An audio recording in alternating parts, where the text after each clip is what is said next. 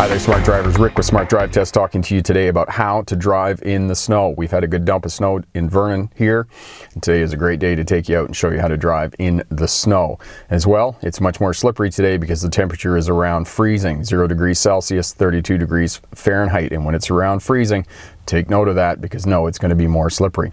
I had a comment from Roses. She was having some difficulty driving at night and in the winter time when the roadway was snow covered and finding the roadway. And I provided all the information in that night driving video is also applicable to driving when the roads are snow covered. I'll put a card up here for you in the corner. Have a look at that card and you can find the video on night driving. So today, compromised traction. It's going to be slippery. So the two biggest tools you have in your driving toolbox are speed and space management. Slow down, brake early, and keep a bigger margin of space between you and other traffic and fixed objects on the roadway. So under ideal conditions in a car or light truck, you're going to follow at 2 seconds. Today you probably want to follow at 3 to 5 seconds.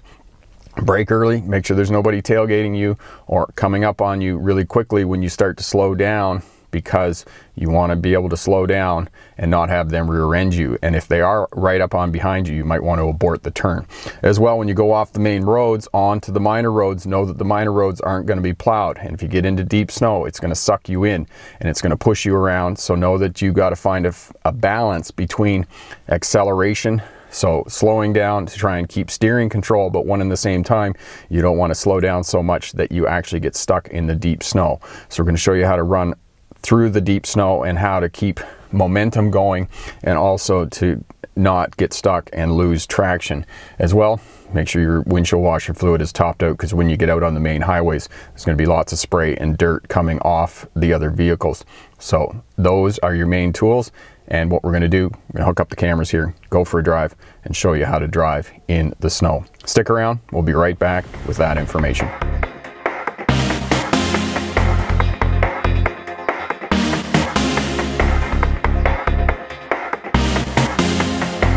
Hi there, smart drivers. Rick with Smart Drive Test talking to you today about winter driving and driving in the snow when you can't see the road because it's snow covered. As well, it is slippery here in Vernon because the temperature is around 0 degrees Celsius, 36 degrees Fahrenheit. It's around the freezing point, and when it's around the freezing point, it is much more slippery than when the temperature is sub-zero, because there's a layer of water on top of the ice and snow that actually lubricates it and makes it more slippery. And you can see there, the ABS started to kick in and activate, and actually there's a video here on the channel about ABS brakes. Have a look at that, because if you haven't experienced ABS brakes before and they engage while you're coming up and slowing down, you may think that there's something wrong with the vehicle because it's grinding and crunching and making all kinds of noise and there's pushback on the pedal, when actually there isn't anything wrong with the vehicle. Now you have to be extremely careful driving in weather like this because other people can be unpredictable in the way that they drive. Now basically we're in town here and it's pretty simple to find where the roadway goes here because you just follow the tracks of the other vehicles. Now roundabouts, you want to be careful at those and make sure that other people are doing what they're supposed to be doing and not tearing through the roundabout, because they're slippery and slick and people have come through there, and the vehicles braking and sliding and turning on the snow actually cause it to melt a little bit and create more water, which lubricates it and makes it more slippery. So when you prepare to go out winter driving, make sure that you clean your vehicle off completely so that other vehicles can see you and you can see well and clearly when you're driving. Important to be able to observe and to see other traffic. And as well, you want to reduce your speed. You want to increase your following distance. Those are your two key techniques when you're learning how to drive in the snow, as well as stopping back from where you want to stop. And ensure that your air conditioning is on. A lot of these newer vehicles, the air conditioning has to be on to draw the moisture out of the cabin of the vehicle. Otherwise your windows are going to are not going to defrost well for you. So make sure that your air conditioning is on. That way it'll help to draw the moisture out of the air inside of the cabin. Particularly the more passengers you have in the vehicle and they're exhaling inside the cold weather, there's a lot of moisture in our breath, and the more passengers you have in the vehicle, the more prone the windows are to fogging up. So as well, on days like today, make sure that you have your windshield washer fluid topped up, because when you get out onto the main highway, there's going to be a lot of spray coming off the roadway and whatnot from other vehicles. And the fact that they've salted the roads and put down sand and whatnot, it's going to make your windshield very dirty, and you're going to need a lot of windshield washer fluid to keep the windshield clear and make sure that you have good windshield wipers on your vehicle. If you haven't changed your windshield wipers out for winter time, probably today or any other day that you have a lot of snow and ice on the road is a good day to do that.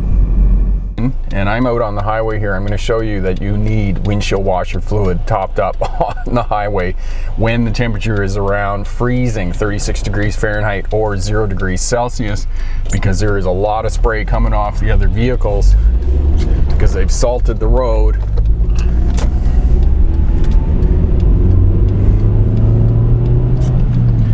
They've salted the road, and there's sand and whatnot on the road, and it makes the windshield very muddy. That's a dangerous intersection back there that comes out onto the highway, and when I come out there, I turn my four-way flashers on to indicate to other traffic that I was coming out there and I was going slowly. Now I'm just going to slow down here. You can see that the windshield in the dash cam there is now fogging over, and I've got my windshield wipers on, and I'm just getting my speed here, setting the vehicle on cruise because the road is well salted. The temperature is around freezing. There's not going to be any ice on the road. It's well traveled. When you have these high volume roadways in the wintertime, they're going to be well traveled. And actually now I'm getting back into a bit of snow and a bit of slush, and I don't want the cruise control on. I just want to work the throttle.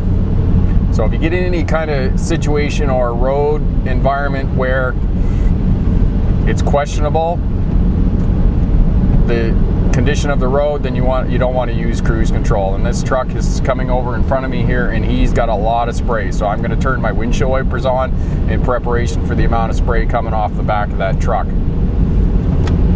It's kind of a situation right now, and actually he or she is doing really well for speed, so I'm just going to hang in behind them here and just leave my windshield wipers on.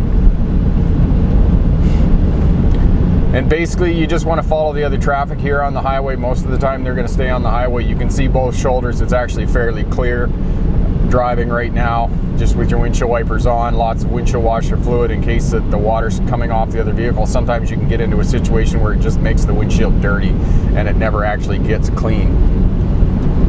We're operating the defrost controls in the vehicle because the back window is fogged up.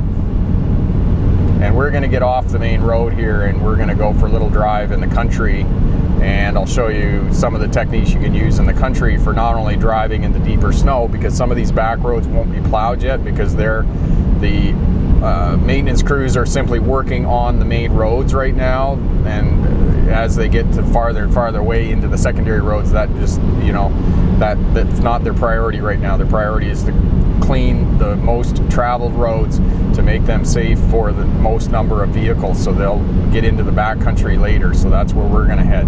You can see here on the road there is tons and tons of salt and sand on the roadways, and there's tons of spray coming off the other vehicles here.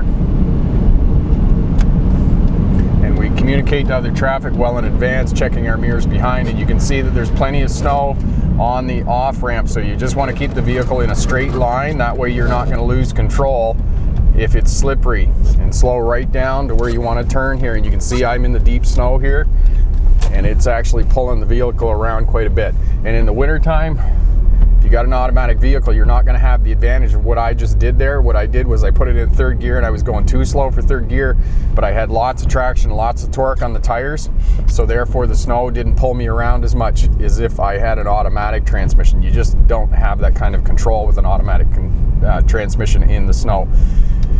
But there's another video on the channel here that shows you how to do a bit more control with an automatic transmission in the wintertime. I'll put a link up here for you in the corner. Just have a look at that. And that'll help you out in the snow with an automatic transmission. And you can see that the windshield there's lots of dirt and salt and snow and whatnot on the windshield here. You just have to put some windshield washer fluid on it. And when you're in a manual transmission, I'm in fifth gear here, and you can see that I'm doing less than 60 kilometers an hour, less than 40 miles an hour. The reason I have it in fifth gear is because I've got a lot more traction, because the wheels are less apt to spin at a high gear, and I've got lots of torque there, and that's helping with my traction. You can see I'm using lots of windshield washer fluid with this day, with it being very mild. It's gone up above freezing. It's probably 1 or 2 degrees now, and the snow is apt to melt. So we just meet other traffic and we just try to move over to the right as far as possible.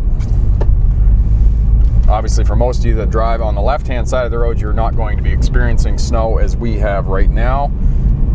Odd occasion that you'll have snow and ice in Australia or in the UK. Once in a while you do get it, but not very often. For the most part, this road's not too bad. It is snow covered and it is fairly slick. We're going to find another road here for you that is going to be less plowed. And as long as you keep the vehicle in a straight line, you're not going to lose control. You just work the throttle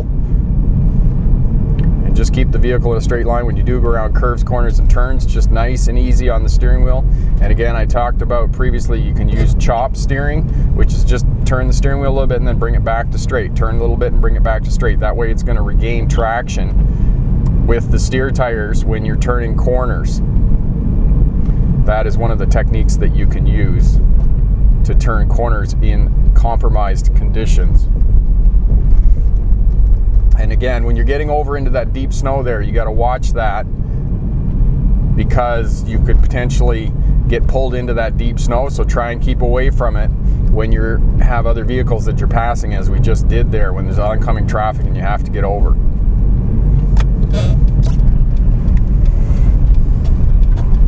And again, whenever you're turning, watch the traffic behind you. And you can see right now that I had to slow right down there because it's pretty slick here on that turn. Even with my steel studded snow tires,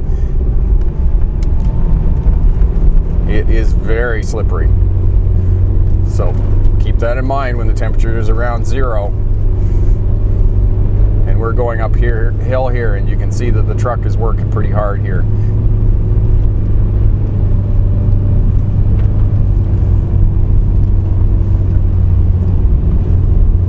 And you don't want to be going too fast. They have sanded this road here, but there's a fair bit of snow on the road still. And you want to be looking as far down the road as you can to see oncoming traffic, because you may have to get over and actually stop, because you don't want to get over into that deep snow at all. And again, we just work the throttle as we're coming around the corner here, and we have a rig coming down the hill, so we're going to try and give that rig as much room as we can here, and just nice and easy in the snow here. Keep power to it, because if you're into that deep snow and you're start losing traction and you're going uphill, if you lose that momentum, that's when you're going to get stuck. So you got to try and keep the vehicle going. So there's kind of a medium there. You got to find a work in the throttle, keeping the vehicle moving, because as long as you can keep the vehicle moving, it's less likely that you're going to get stuck. If you take your foot off the throttle, you're actually going to get stuck, because the vehicle will just come to a stop and you won't get enough traction again to get it going. So I'm coming up over the top of the hill here. I shifted into a higher gear now to try and get some of that traction back.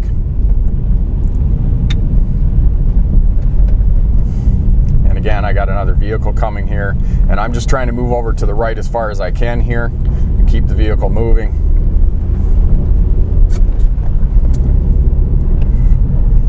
And I'm looking for a side road here to get into some of the deeper snow that probably hasn't been plowed here. There's the street right there. And again, when you're braking, you want to try and keep the vehicle into a straight line, because you're going to have more control when you're braking in a straight line than if you're trying to turn. In the wintertime, separate use of the primary controls. You are not going to be able to steer and brake at the same time. Otherwise, the vehicle oftentimes, if you're lucky, is just going to continue in a straight line here.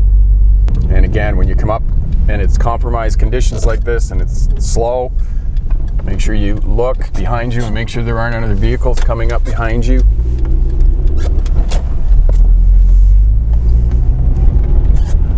Very slick. So just nice, easy pressure on the throttle. Try and maintain traction as you're going forward. And again, good quality snow tires, good quality tires.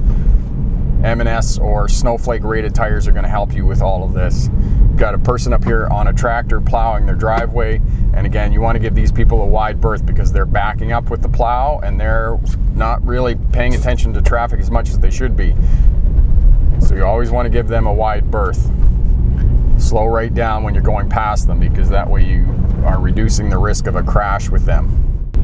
So we're on a back road here in a bit of deep snow, and again, you just want to go slow. You just want to take your time here. You don't want to be giving it a lot of throttle, because the more throttle you give it, you're going to lose traction.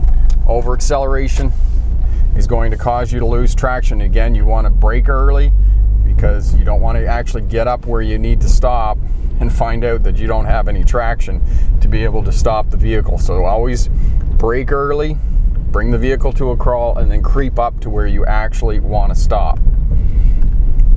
And when you're on these back roads, it's important that you go slow, because in the wintertime, there's kids out in these residential areas and they're playing street hockey and those types of things, or doing other winter activities. So you want to go slow in these residential areas because you have compromised traction. The roads aren't well plowed. The path on the roadway is not very wide. And you want to scan well and scan all the way across on both sides, and make sure that there aren't other road users and other vehicles on the roadway.